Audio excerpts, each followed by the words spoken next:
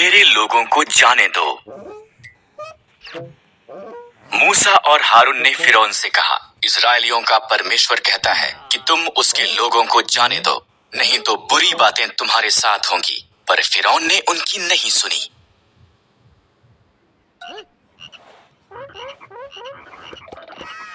इसलिए परमेश्वर ने मिस्र में पानी को लहू में बदल दिया, कोई भी इसे पी न सका। तब उसने मिस्रियों के घरों को मेंढकों से भर दिया, हर तरफ मेंढक थे। फिर भी फिरौन ने उनकी नहीं सुनी।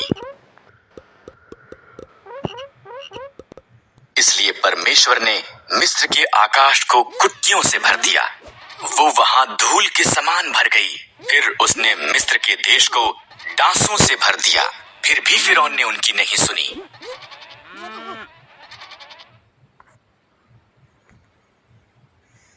इसलिए परमेश्वर ने मिस्र के जानवरों को मार दिया, घोड़े, गधे, ऊंट, भेड़ें और बकरियां सब मर गए। फिर उसने मिस्री लोगों को फोड़े से पीड़ित किया, फिर भी फिरौन ने उनकी नहीं सुनी।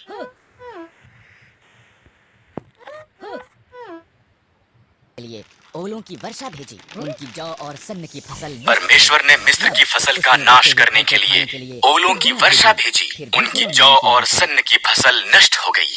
तब उसने बचे हुए फल को खाने के लिए टिड्डियां भेजी, फिर भी फिरौन ने उनकी नहीं सुनी। मैं मिस्र में प्रत्येक पहिलौठों को मार दूंगा। इसलिए परमेश्वर ने देश में अंधकार भेजा, फिर भी फिरौन ने उनकी नहीं सुनी। परमेश्वर ने कहा, मैं मिस्र में प्रत्येक पहिलौठों को मार दूंगा और सभी पशुओं के पहिलौठों को भी।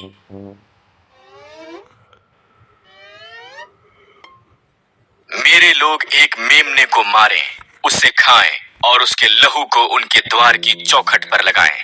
मैं लहू को देखूंगा और उनके घरों को छोड़ दूंगा, उनके बच्चे नहीं मरेंगे।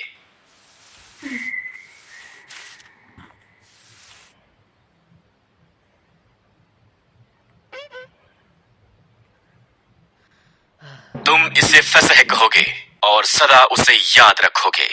इजराइलियों ने परमेश्वर की आज्ञा मानी, पर मिस्रियों के पहिलौठे मर गए, यहाँ तक कि फिरौन का पुत्र भी। अंत में फिरौन ने सुनी और उसने इजराइलियों को जाने दिया।